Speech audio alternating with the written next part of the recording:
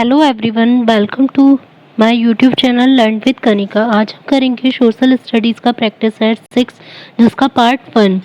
तो 5 सेट इससे पहले कंप्लीट हो चुके हैं, तो आज हम 6 सेट का पार्ट 1 करेंगे और फिर इसके बाद कल पार्ट 2 के बाद ये 6 सेट कंप्लीट हो जाएंगे। तो जिसने अभी तक वो 5 सेट नहीं देखे हैं तो आप प्लेलिस्ट में विजिट करके ज़रूर देख सकते हैं उसका, या तो आप चैनल की प्लेलिस्ट पे जाकर भी देखेंगे तो आपको मिल जाएगी, या डिस्क्रिप्शन बॉक्स में लिंक है, आप उससे भी खोल सकते हैं।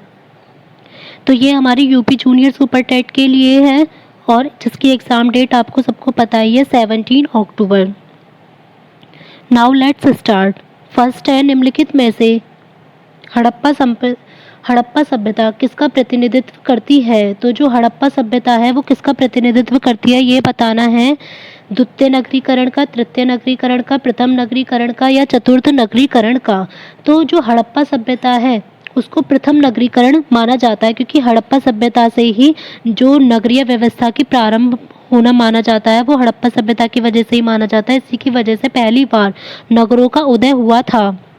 और ये भी पूछ लेते हैं हड़प्पा सभ्यता से रिलेटेड कि एक तो इसका जो उत्खनन था, मतलब ये कब पाई गई थी 1921 ईस्वी में, और कब, मतलब कौन थे इसके जो खोजकर्ता थे, वो थे दयाराम साहनी। तो इसमें ये नहीं है कि हम एक क्वेश्चन कर रहे हैं तो सिर्फ उसी का आंसर करेंगे, उससे रिलेटेड जितनी भी हमारी नॉलेज हमें पता है कि उससे रिलेटेड जितने भी फैक्ट्स हो सकते हैं वो सब भी डिस्कस करेंगे, जिससे कि उस क्वेश्चन से रिलेटेड, क्योंकि ये तो है नहीं कि सेट से उठकर डायरेक्ट यही क्वेश्चन पूछा जाएगा, लेकिन हमें ये पता चल जाएगा कि उस टॉपिक से क्या क्या क्वेश्चन पूछे जा सकते हैं। तो उससे रिलेटेड जो भी इम्पोर्टेंट फैक्ट्स हैं वो साथ के साथ बता देंगे, तो इससे ये पूरा टॉपिक क्लियर हो जाएगा। तो हड़प्पा सभ्यता का एक तो ये पता चल गया, इसी को नगरीय सभ्यता भी बोला जाता है। प्रथम नगरीकरण का प्रतिनिधित्व यही करती है और 1921 में इसको खोजा गया, और किसने खोजा? दयाराम साहनी ने।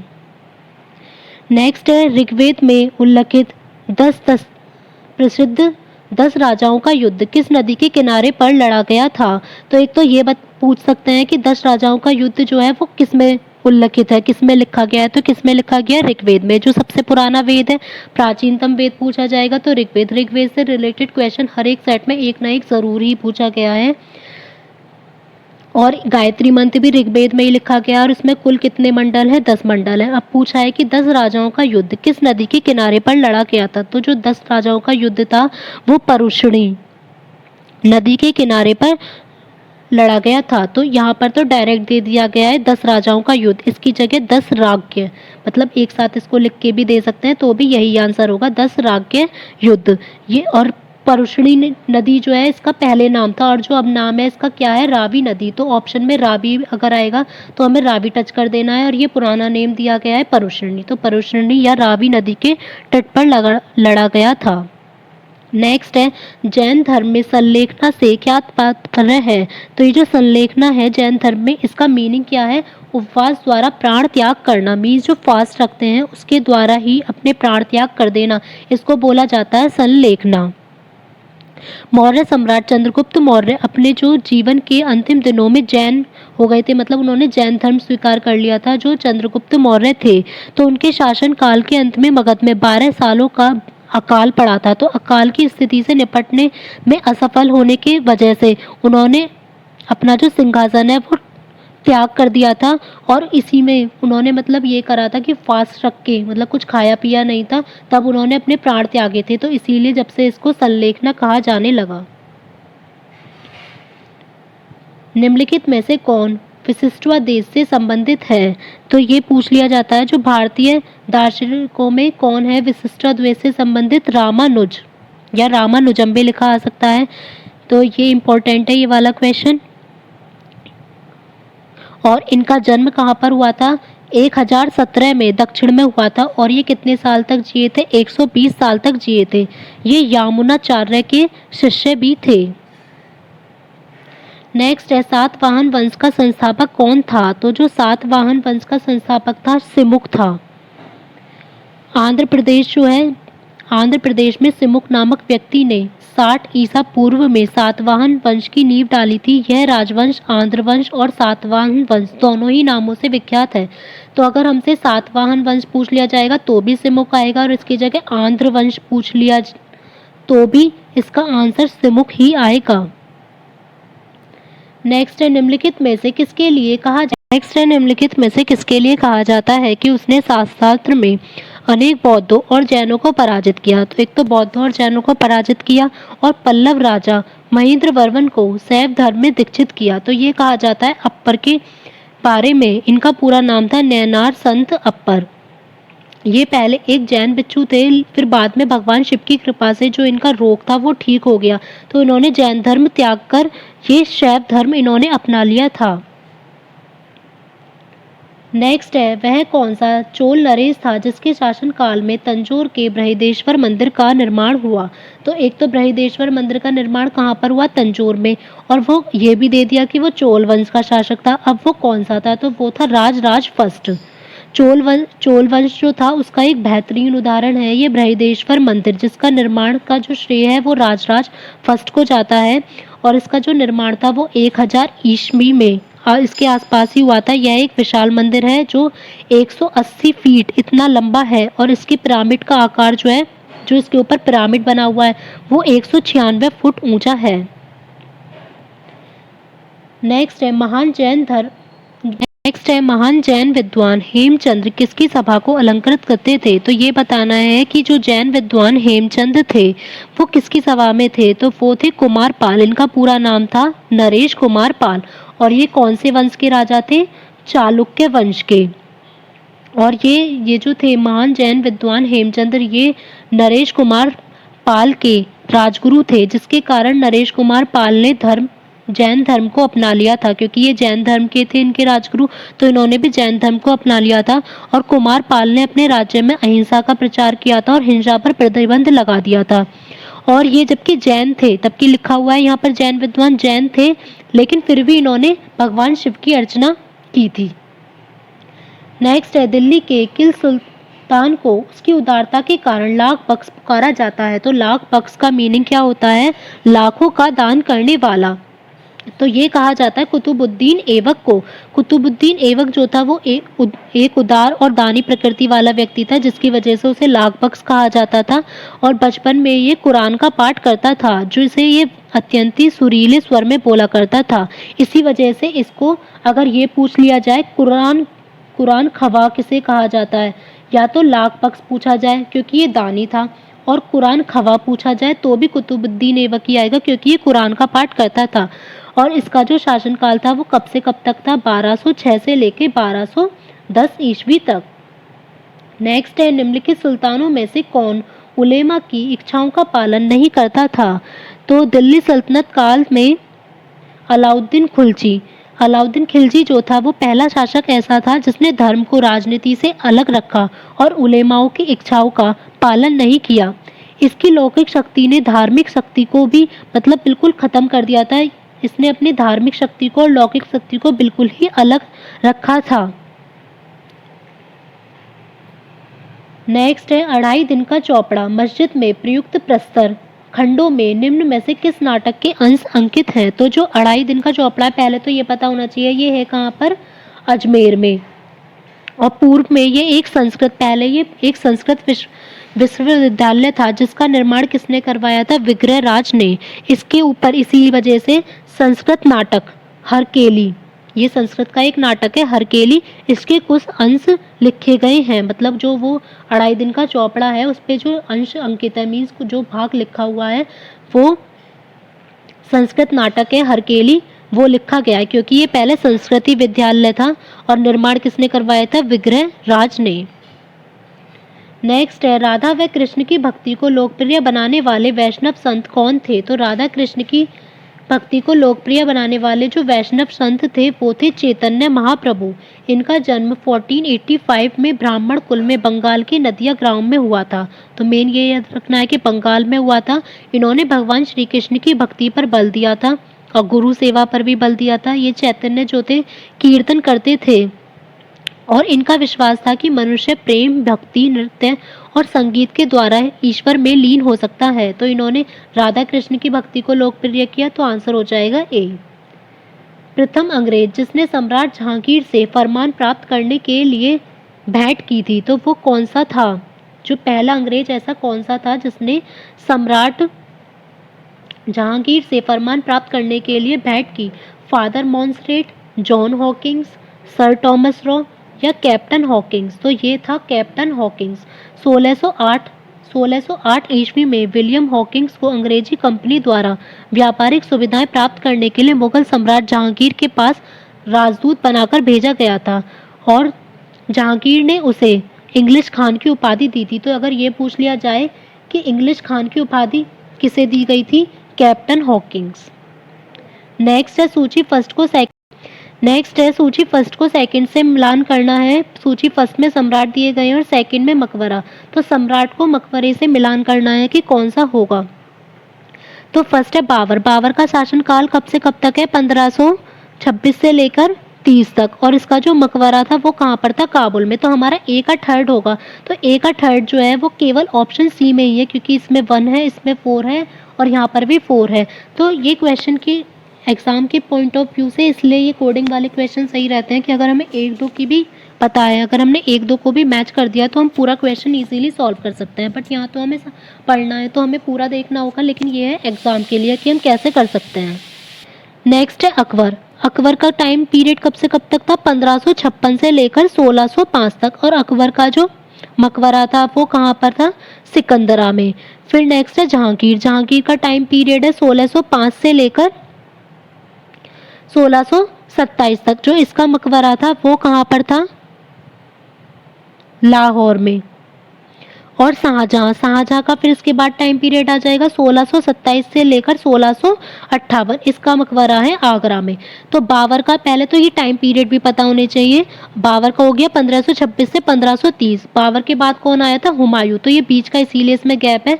फिर आ जाएगा हुमायूं का 1531 से लेकर 1530 से लेकर 1555 तक। फिर उसके बाद आया अकबर। अकबर का हो जाएगा 1556 से 1605। फिर अकबर का बेटा जहांगीर 1605 से 1627।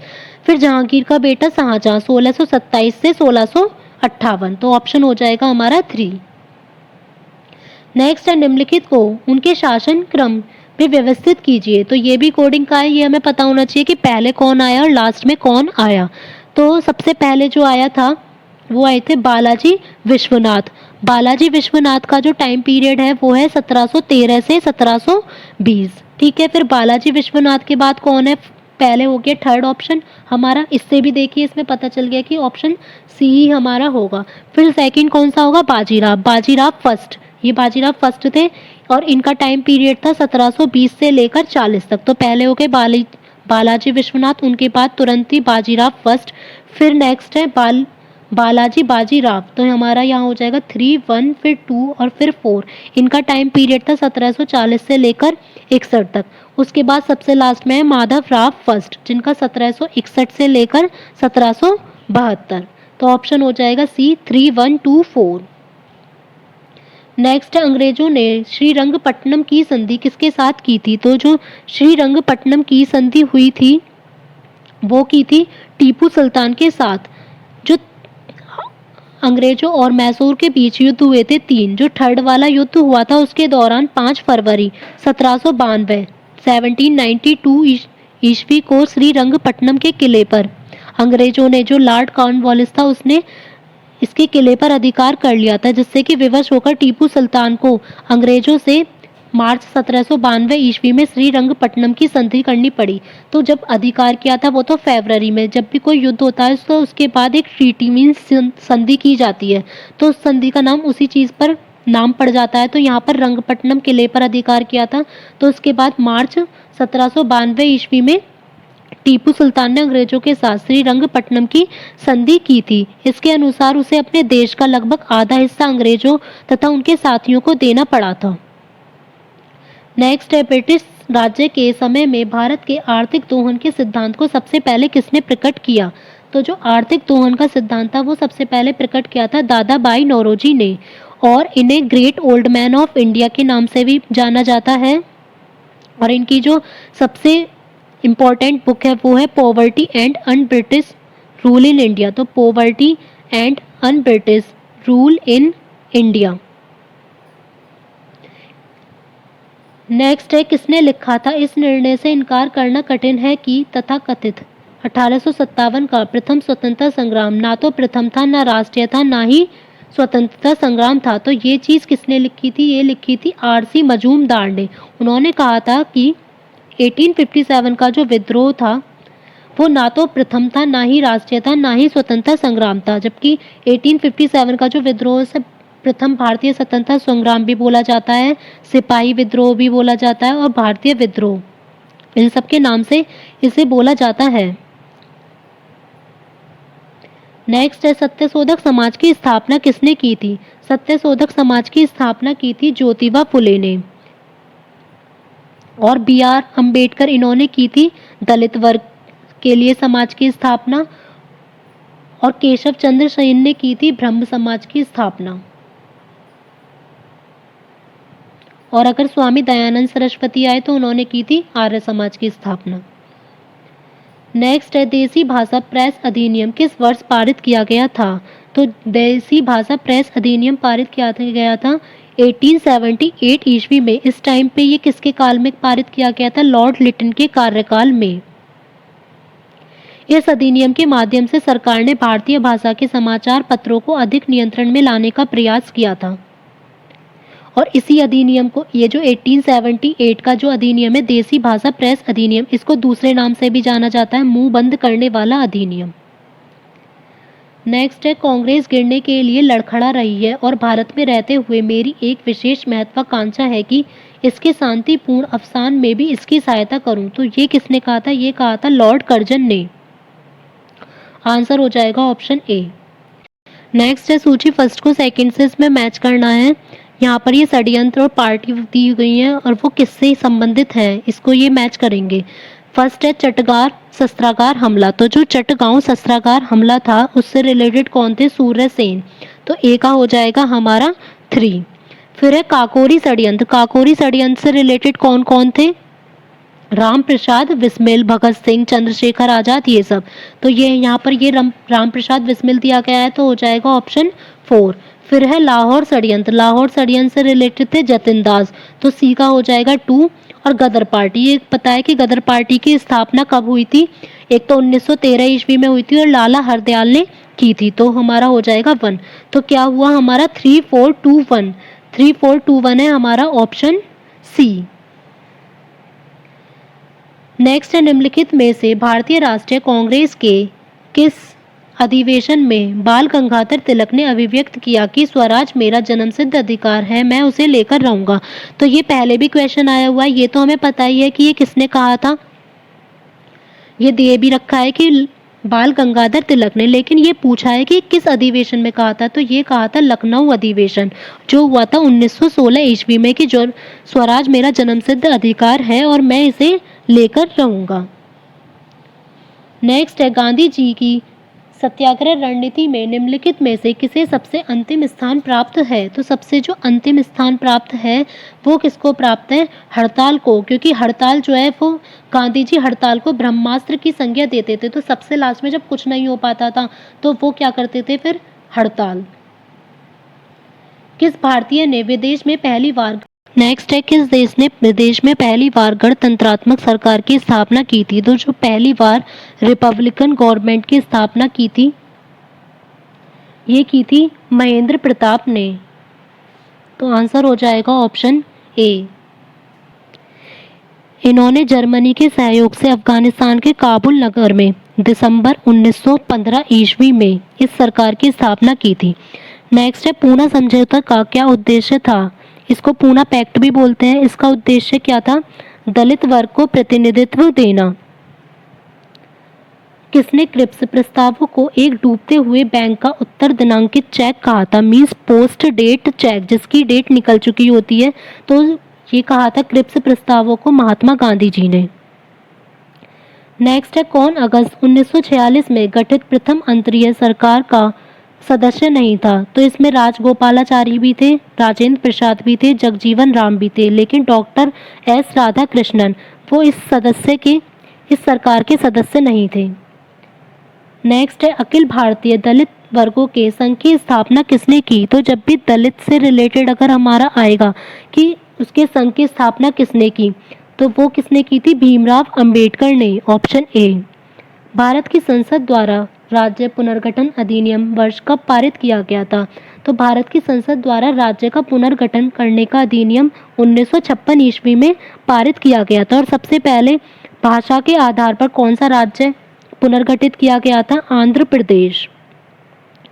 नेक्स्ट है, भारतीय संविधान की प्रस्तावना में जिन आदर्शों एवं उद्देश्यों की रूपरेखा दी गई है उसकी आगे व्याख्या की गई है। मूल अधिकारों में, राज्य के नीति निर्देशक सिद्धांत में, मूल अधिकार, नीति निर्देशक सिद्धांत और मौलिक कर्तव्य में, या कहीं पर भी नहीं। तो जो प्रस्तावना के आगे रूपरेखा दी गई है तो वो तीनों ही चीज़ों की व्याख्या करती है, फंडामेंटल राइट्स की भी, फंडामेंटल ड्यूटीज़ की भी और डीपीएसपी की भी। भारतीय संविधान की निम्न में से दी गई अनुसूचियों में से कौन सी अनुसूची राज्यों के नाम की सूची तथा राज्य क्षेत्रों का ब्यौरा देती है? तो जो राज्यों के नाम की सूची और केंद्र शासित प्रदेशों का ब्यौरा देती है ये पहली ही सूची है। टोटल जो है 12 सूचियाँ, तो सूचियों से रिलेटेड क्वेश्चंस आते हैं, शेड्यूल से रिलेटेड। तो इन 12 शेड्यूल्स को कैसे लर्न कर सकते हैं, इसकी ट्रिक आप लोग देख सकते हैं आई बटन पर क्लिक करके। तो हमें ऐसे लर्न रखनी है वो टीयर्स ऑफ ओल्ड पीएम। तो ये बहुत ही लंबा हो जाएगा यहाँ पर एक्सप्लेन करना, क्योंकि एक एक का अलग अलग नेम है, तो ये आप लोग देख सकते हैं। नेक्स्ट है, भारतीय संविधान द्वारा प्रदत्त निम्न में से कौन सा अधिकार गैर नागरिकों को भी उपलब्ध है? तो ऐसा कौन सा अधिकार है जो भारत का नागरिक नहीं है तब भी उसे वो अधिकार मिल सकता है? तो वो है संवैधानिक निराकरण का अधिकार। यह है आर्टिकल 32। इसे ही संवैधानिक उपचारों का अधिकार भी बोला जाता है और इसे डॉक्टर भीमराव अंबेडकर ने संविधान की आत्मा कहा था। नेक्स्ट है, संसदीय स्वरूप के शासन का लाभ यह है कि कार्यपालिका और विधानमंडल दोनों स्वतंत्र रूप से कार्य करते हैं। तो ये गलत है कि दोनों वो अलग अलग से कार्य नहीं करते। यह नीति को निरंतरता देता है, ये भी नहीं है। कार्यपालिका विधानमंडल के प्रति उत्तरदायी रहता है, तो ऑप्शन सी हो जाएगा हमारा करेक्ट। नेक्स्ट है, केंद्र व राज्यों के बीच वैधानिक शक्तियों का बंटवारा दिया गया है। तो ये भी अनुसूची से ही रिलेटेड है। तो जो केंद्र राज्यों के बीच वैधानिक शक्तियों का बंटवारा किया गया, ये किया गया है 7 शेड्यूल में। इसमें 3 टाइप की सूचियां दी गई हैं, एक तो केंद्र सूची, राज्य सूची और समवर्ती सूची। लोकसभा के सदस्यों के निर्योग्यता से संबंधित प्रश्नों पर निर्णय करता है। तो अगर लोकसभा के सदस्य की निर्योग्यता से संबंधित जो भी क्वेश्चंस होंगे उस पर जो डिसीजन देगा वो देगा लोकसभा का अध्यक्ष। निम्नलिखित में से कौन राष्ट्रपति के चुनाव प्रकरण के लिए सही नहीं है? तो चुनाव प्रकरण के लिए देखते हैं, ऑप्शन फर्स्ट है, पदस्थ राष्ट्रपति की पदावधि से पूर्व उत्तराधिकारी का चुनाव हो जाना चाहिए। तो जब भी राष्ट्रपति का कार्यकाल पूरा होने वाला होता है तो उससे पहले ही अगले राष्ट्रपति का चुनाव कर लिया जाता है ताकि वो पद खाली ना रहे। तो ये हमारा ठीक है। राष्ट्रपति अपना पदभार ग्रहण करने की तिथि से 5 वर्ष तक पद में रहेंगे, तो 5 वर्ष तक उनका कार्यकाल होता है। राष्ट्रपति का उत्तराधिकार आने तक कार्यकाल की समाप्ति पर वही पद पर बना रहेगा। बेशक चुनाव पहले ही कर लिया जाता है, लेकिन जब तक उसका कार्यकाल पूरा नहीं हो जाएगा वो अपने पद पर रहेगा, ये भी ठीक है। लास्ट ऑप्शन है, निर्वाचक मंडल के अपूर्ण होने पर राष्ट्रपति का चुनाव स्थगित किया जा सकता है। तो ये ठीक नहीं है।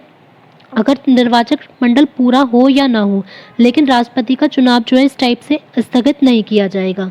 नेक्स्ट है, राष्ट्रपति को निम्नलिखित आधार पर महाभियोग की प्रक्रिया द्वारा उसके पद से हटाया जा सकता है। तो वो किस वजह से हटाया जा सकता है? सिद्ध कदाचार पर, असमर्थता पर, या संविधान के अतिक्रमण उल्लंघन करने पर। तो अगर वो संविधान के नियमों का पालन नहीं करता है तो राष्ट्रपति को महाभियोग की प्रक्रिया द्वारा उसके पद से हटाया जा सकता है।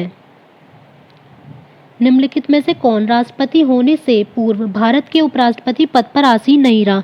तो कुछ ऐसे हैं, ज़्यादातर ही ऐसे होते हैं कि पहले वो वाइस प्रेसिडेंट बनते हैं और उसके बाद वो प्रेसिडेंट। तो इसमें से बताना है कौन ऐसा नहीं था। तो वो थे नीलम संजीव रेड्डी। ये पहले उपराष्ट्रपति पद पर नहीं रहे थे, ये डायरेक्ट राष्ट्रपति ही बने थे।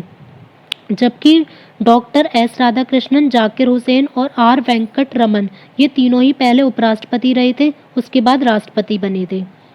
नेक्स्ट है, लोकसभा की समयावधि 5 वर्ष होती है। तो ये तो पता है कि लोकसभा का टाइम पीरियड 5 वर्ष होता है और राज्यसभा का होगा 6 वर्ष। लेकिन वो कब से शुरू होता है? तो वो शुरू होता है प्रथम बैठक के लिए नियत तिथि से। जब भी उसकी फर्स्ट मीटिंग हो जाएगी उसी दिन से वो 5 साल के लिए अपने पद पर रहेगा। किस मंत्री के कार्यकाल में दल विदल विरोधी विधेयक पास हुआ था? तो जो दल विदल विरोधी अधिनियम था, एंटी डिफेक्शन लॉ, जो आर्टिकल 52 में है, और ये कौन सी सूची में है? अनुसूची 10 में। तो उस टाइम पे प्रधानमंत्री कौन से थे? राजीव गांधी।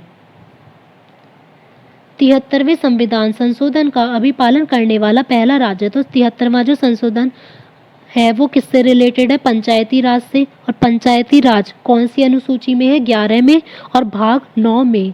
तो ये जो सबसे पहले लागू की गई थी, ये सबसे पहले राजस्थान के नागौर जिले में लागू की गई थी।